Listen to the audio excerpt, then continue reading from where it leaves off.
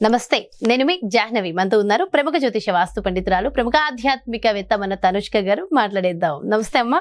నమస్తే అమ్మ, భీష్మ ఏకాదశి వస్తుంది కదా, అయితే భీష్మ ఏకాదశి రోజు ఎలాంటి సమస్యలు ఉన్నవారు ఆ రోజు ఎలాంటి రెమెడీస్ చేస్తే చాలా బాగుంటుంది అంటారు? యాక్చువల్గా భీష్మ ఏకాదశి అనేటప్పుడు అంటే ఉత్తరాయణ కాలంలో ఏంటంటే అసలు తను ప్రాణం వదిలిన టైమింగ్ అనమాట. బట్ అయితే మనం జనరల్గా అందరికీ చాలా మందిలో పెద్దవాళ్ళు ఎవరైనా ఇంట్లో చనిపోయి ఉంటారు, లేదు సడన్గా ఏంటంటే వాళ్ళు యాక్సిడెంట్లో చనిపోయిన వాళ్ళు, అంటే అకాల మరణం అంటే చూడండి. సో అప్పుడు ఏమవుతుందంటే ఆ ఇంట్లో చాలా వరకు దోషం ఉంటుంది. కొంతమందిలో ఏంటంటే చనిపోయిన రోజు అంటే వాళ్ళ డేట్, మంత్, ఇయర్ అంటే ఇవన్నీ కలిపితే 4 కానీ లేకపోతే 8 పవర్లో చనిపోయి ఉంటే కూడా ఆ ఇంట్లో ఉన్న వాళ్ళందరూ చాలా సమస్యల్లో ఉండిపోతారు. సో అంటే అక్కడ నుంచి ఏమవుతుందంటే వాళ్ళకి వచ్చి అసలు పితృదేవతలు అనేటప్పుడు ఏంటంటే వాళ్ళకు అసలు కష్టాలు ఇస్తూ ఉంటారు. సో అప్పుడు ఏమవుతుంది, వీళ్ళు ఈ ఏకాదశి రోజు పూజలు ఎలా ఫాలో అవుతే మంచిదంటే ఆయన మోక్షానికి వెళ్ళారు కాబట్టి. సో అలానే మన ఇంట్లో ఎవరైనా పెద్దవాళ్ళు లేదు చిన్న ఏజ్లో ఉన్న వాళ్ళు సడన్గా చనిపోయి ఉంటాను, సో ఆ రోజు పూజలు చేసుకోవచ్చు. అంటే ఆ ఏకాదశి అనేటప్పుడు మనం విష్ణుమూర్తి గురించే మొక్కుతాము. సో తను కూడా ఏంటంటే విష్ణుమూర్తిని అంటే కృష్ణుడిని అసలు పూజ చేసుకుని ఆయన గురించి మంత్రాలు చదువుకుని ఆయన ఆ ప్రాణం వదిలిన రోజు కూడా మంచి రోజు కాబట్టి అంటే మోక్షానికి వెళ్తారు. ఇంకొకటి ఆ రోజు జయ ఏకాదశిని కూడా చెప్తారు. అంటే ప్రతి విషయంలో మన లైఫ్లో అన్ని గెలవడానికి కూడా మంచిగా ఉంటుంది. సో అప్పుడు ఏమవుతుందంటే ఆ టైమింగ్లో అంటే ఇప్పుడు ఎలాంటి వాళ్ళు చేసుకుంటే మంచిదంటే చాలా సంవత్సరాలు అయిందండి, మా తండ్రి గారు చనిపోయారు, అక్కడ నుంచి నెగిటివ్ జరుగుతుంది అని కొంతమంది చెప్తూ ఉంటారు. పితృదోషం అని. అంటే పితృదోషం అంటే తండ్రి చనిపోతేనే పితృదోషం అంటే కాదు. అందరూ అసలు జనరల్ గా చెప్పాలంటే తోడు పుట్టిన వాళ్ళు చనిపోయినా, లేదు మరి చిన్న ఏజ్ లో ఉన్న వాళ్ళు యాక్సిడెంట్ లో చనిపోయినా, లేకపోతే సూసైడ్ చేసుకున్నా కూడా పితృదేవతల దోషం ఉంటుంది. సో అలా ఉన్న వాళ్ళకి తప్పకుండా ఈ ఏకాదశి తిథిలో పూజలు చేసుకోవడం, అది కూడా ఈ భీష్మ ఏకాదశి తిథి రోజు చేసుకోవడం ఇంకా చాలా విశేషంగా ఉంటుంది. సో దీని గురించి కొన్ని టెంపుల్స్ ఉందన్నమాట. బట్ అయితే మేము చెప్పేది ఏంటంటే జనరల్గా మాది ప్రాపర్ తమిళనాడు కాబట్టి తమిళనాడులో కూడా ఒక టెంపుల్ ఉంటుంది. అంటే విష్ణుమూర్తియే వచ్చి ఒక అంటే వాళ్ళు శిష్యుల గురించి అక్కడ తిథి ఇచ్చిన టైమింగ్ అంటే ఆ తిథి ఇచ్చాడనమాట స్వామివారి. సో అట్లా తిథి ఇచ్చిన ఒక ప్లేస్ కూడా ఉంది తమిళనాడులో, చెంగల్పట్ డిస్ట్రిక్ట్ లో ఉంటుంది. సో అట్లా ఉన్న టెంపుల్ ఉంది. అంటే ఆయన స్వామివారి పాదాలు ఉంటుంది. బట్ ఆయననే ఏంటంటే ఆయన డివోటీగా అంటే తన దగ్గర ఉన్న అసలు భక్తురాలకు వాళ్ళకి పిల్లలు లేదనమాట. సో వాళ్ళకి ఏమైందంటే ఆయన గురించి చాలా వరకు అసలు కొన్ని పూజలు అన్నీ చేస్తూ ఉంటారు. అసలు విష్ణుమూర్తి అంటే చాలా ఇష్టము. సరే నాకు పిల్లలు లేదు కదా, నాకెవరు తిథి ఇస్తారు, మేము చనిపోతాను నేను కానీ మా భార్య కానీ చాలా బాధపడుతూ ఉంటాడు. అప్పుడు విష్ణుమూర్తి ఏం చేస్తాడు, నేనే ఇస్తాను మీకు అని చెప్పి మాట ఇచ్చాడు కాబట్టి సో తను తిథి ఇచ్చిన స్థలం కూడా ఉంది. అంటే మనం ఎప్పుడైనా ఏకాదశి తిథిలో ఎవరైనా చనిపోయిన వాళ్ళ గురించి పూజలు చేయడం చాలా మంచిది ఇంకా. సో అప్పుడు అవి కాకుండా ఏంటంటే ఇట్లా విష్ణుమూర్తి ఇచ్చిన స్థలం కూడా ఉంది, అలాంటి స్థలానికి వెళ్ళి కూడా పూజలు చేసుకోవచ్చు. సరే లేదు మేము మా ఇంట్లోనే పూజలు చేసుకుంటాము, సో ఎలాంటి వ్రతం పాటిస్తే మంచిది అంటే విష్ణుమూర్తి అనేటప్పుడు వెంకటేశ్వర స్వామి ఫోటో ఉన్నా కూడా పర్వాలేదు, ఆయన ఫోటో పెట్టేసుకుని తర్వాత ఏంటంటే దీపం వెలిగించేసి అగరబత్తి ముట్టించేసి ఫస్ట్ వినాయకుడు కానీ లేకపోతే అంటే తుంబికే ఆల్వార్ని అంటారు, లేదు విశ్వసేన అని అంటారు. అంటే వైష్ణవులు మొక్కే ఫస్ట్ దేవత. అంటే మన గణపతికి ఎలా శివకులంలో మొక్కుతామో సో అలా వైణవ కులంలో కూడా ఉంటారు. సో ఆయనకు మొక్కేసి తర్వాత ఏంటంటే విష్ణుమూర్తికి ఆయనకు గాయత్రి మంత్రం చదువుకుని, లేదు విష్ణు సహస్రనామం చదువుకుంటూ తులసి ఆకులతో ఆయనకు అర్చన చేస్తే అంటే మన పూర్వ జన్మంలో లేదా ఈ జన్మంలో చేసిన పాపం తొలగిపోతుంది, దాంతోపాటు పితృదోషం కూడా పోతుంది. సో అవి తప్పకుండా చేస్తే చాలా వరకు మంచిది. సో తర్వాత ప్రసాదం దేవుడికి నైవేద్యం పెట్టి ఆరతి ఇచ్చిన తర్వాత కొంచెం తర్వాత వీళ్ళు ప్రసాదం తిని ఎవరికైనా అన్నదానం కూడా పెట్టవచ్చు ఆ రోజుల్లో, చాలా మంచిది.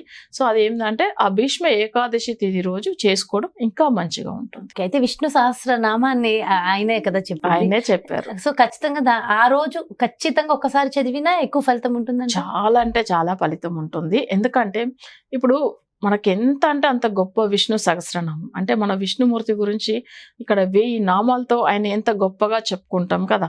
సో అలా ఉన్నప్పుడు ఏంటంటే ఆయననే ఇచ్చారు కాబట్టి ఆ రోజు చదువుకోవడం, ఒక్క రోజు అంటే ఆ ఒక్క రోజులో జస్ట్ అది 1/2 అవర్ ఉంటుంది చదవడము. సో అలా చదువుకోవడం వల్ల మనకు ఎన్నో ఇప్పుడు మన రోజు చేసిన ఫలితం ఉంటుందన్నమాట. సో అలా చేసుకోవచ్చు తప్పకుండా. సో ఆయన ఎందుకంటే ఆ ఏకాదశి తిథి అంటే అంత మంచి తిథి. ఆ రోజుల్లో పూజలు చేసుకోవడం విష్ణుమూర్తికి చాలా విశేషం. ఓకే. అయితే ప్రత్యేకంగా సమస్యలతో సతమతం అయిపోతూ ఉంటారు. అవును. ఎన్నెన్నో రెమెడీలు చేస్తారు కానీ అవి కొంచెం ఫలించవు. అలాంటి వాళ్ళకి ప్రత్యేకంగా ఈ రోజు చేయవలసిన విధి విధానం ఏమైనా ఉంటుందంటారా? దీపం విషయంలో కానీ, ప్రత్యేకమైన నైవేద్యం కానీ? అంటే ఇప్పుడు మనం ఏం చేస్తామంటే విష్ణుమూర్తికి మామూలుగా ఆయనకు వచ్చే చక్కెర పొంగల్ అంటారు తమిళ్లో. బట్ అంటే మనం బెల్లంతో చేసిన ప్రసాదం పెట్టి చేస్తారు. సో అది చాలా ఇంకా మంచిది. ఆ రోజు చేసుకునే ప్రసాదం దేవుడికి పెట్టేది నైవేద్యం పెట్టవచ్చు. కొంతమంది ఏంటంటే ఇప్పుడు పెద్దవాళ్ళు చనిపోయిన తిథి అసలు బాగాలేదనే కదా మనం ఏకాదశి భీష్మ ఏకాదశి ముక్తున్నాం. సో అప్పుడు అంటే నువ్వులతో ప్రసాదం చేసి కూడా ఏంటంటే కాకులకు పెట్టవచ్చు. నువ్వులతో అంటే అందులో ఏంటంటే నువ్వుల ప్రసాదం అంటే నువ్వులు ప్లస్ రైస్తో మిక్స్ చేసి అది ఏం చేయాలంటే ప్రసాదం కింద చేసి అక్కడ దేవుడికి అసలు చూపించి ఇంట్లోనే కూడా దేవుడికి చూపించి తర్వాత కాకులకు పెడితే అసలు అవి కూడా చాలా వరకు ఆ రోజు మంచిదిగా ఉంటుంది. అమ్మ మరి ప్రత్యేకించి ఆ రోజు ఖచ్చితంగా ఉపవాసం ఉండాలంటారా? ఉపవాసం లేకుండా కూడా చేయవచ్చు అంటారు? అంటే చాలా వరకు ఏకాదశి తిథి రోజు ఉపవాసం ఉండడం మంచిది. అంటే మరీ ఉపవాసం అంటే కొంతమంది ఇప్పుడంతా ఏంటంటే హెల్త్ ఇష్యూస్ ఉంటుంది. అంటే ఏదైనా ఫ్రూట్స్ తీసుకోవచ్చము, లేకపోతే ఏంటంటే మిల్క్ అట్లా తీసుకోవచ్చము. మరి ఏం అసలు తీసుకోకుండా పూజ చేయడం అనేది కాదు. ఎందుకంటే ఇప్పుడు మన అసలు ఆరోగ్య పరిస్థితులు కూడా అవి చూసుకోవాలి కదా, అందుకనిమో. సో అయితే కానీ ఉపవాసం అనేది అందరూ ఎందుకంటే ఉపవాసం అని మనం అనుకుంటామంటే ఎక్కువ ఫుడ్ తినేస్తే నిద్ర వస్తుంది, ప్లస్ ఏంటంటే ఆ దేవుడి మీద భక్తి తగ్గిపోతుంది. అందుకే ఉపవాసం ఉండాలని చెప్తారు. అవి కాకుండా ఆ కాలంలో ఉపవాసం ఉండడానికి ఏకాదశి తిథి ఉండడానికి రీజన్ ఏంటంటే ఆ టైమింగ్లో ఏమవుతుందంటే మనం చూడండి ఇక్కడ 11వ తిథి వస్తుంది. 11వ తిథి అనేటప్పుడు ఏంటంటే ఆ మధ్యమ కాలంలో వస్తుంది. సో మనకు ఆరోగ్య విషయంలో కూడా ఏంటంటే చాలా వరకు ఎప్పుడైనా ఉపవాసం ఉండేటప్పుడు బాడీ కూడా చాలా మన కంట్రోల్కి వస్తుంది, అంటే డైజెషన్ అవుతుంది. సో మనకేంటంటే ఫుడ్ తినకుండా ఉండి నెక్స్ట్ డే తిన్నారనుకోండి అసలు చాలా బాగుంటుంది హెల్త్ వైజ్ కూడా. అందుకే ఆ కాలంలో ఏకాదశి రోజు ఉపవాసం ఉండమని చెప్పి పెట్టారు. కానీ మనం అది సైన్స్ ప్రకారం కూడా తీసుకుంటే అది కరెక్టే మనం, ఎందుకంటే ఆ తిథి కూడా 11వ తిథి వస్తుంది కదా, సో మధ్యలో వస్తుంది. ఆ టైమింగ్ మన హెల్త్ వైజ్ అంటే హెల్త్ వైజ్ కూడా మనం మంచి ఒక పరిహారం కాబట్టి మనం అలా కూడా చేసుకోవచ్చు. నిజంగా అంటే చాలా చాలా డీటెయిల్ గా ఎక్స్ప్లెయిన్ చేశారమ్మా. అండ్ దీపారాధన ఉదయం సాయంత్రం చేసుకుంటూ విష్ణు సహస్రనామం చేసుకుంటే సరిపోతుంది. ఉపవాసం కుదిరిన వాళ్ళు ఎలా ఎలా ఎలా కావాలంటే అలా ఉండి భగవంతుని మీద ధ్యాస పెడితే సరిపోతుంది అంటారు. ఒకవేళ ఇప్పుడు చాలా మందిలో మేము తమిళనాడు ఆ టెంపుల్ కి వెళ్తామని అంటే కూడా ఎవరైనా కూడా మన ఆఫీస్ నెంబర్ కాల్ చేస్తే తప్పకుండా అడ్రస్ కూడా ఇస్తాము. అక్కడ వెళ్ళి చేయించుకునే వాళ్ళు కూడా చేయించుకోవచ్చు. ప్రత్యేకంగా పూజలు అవి కావాలన్నా కూడా చేయించుకోవచ్చు. ఎందుకంటే ఇప్పుడు విష్ణుమూర్తి ఆ కాలంలో ఏమైందంటే విష్ణుమూర్తికి అంటే దేవాలయం అసలు అంటే కట్టించాలని ఒక ఆయన డివోటీ అనుకున్నాడు. అప్పుడు ఏమైతుందంటే తను అసలు చేయలేకుండా రాజుల దగ్గర వాళ్ళకి అప్పుడంతా ట్యాక్స్ ఉంటుంది కదా, ఆ ట్యాక్స్ వచ్చి తను అసలు రాజుకు తీసుకెళ్లి ఇవ్వాలి. బట్ ఈయన ఏం చేశాడు, ఆ డబ్బులు తీసుకొచ్చి దేవుడికి గుడి కట్టించేశాడు.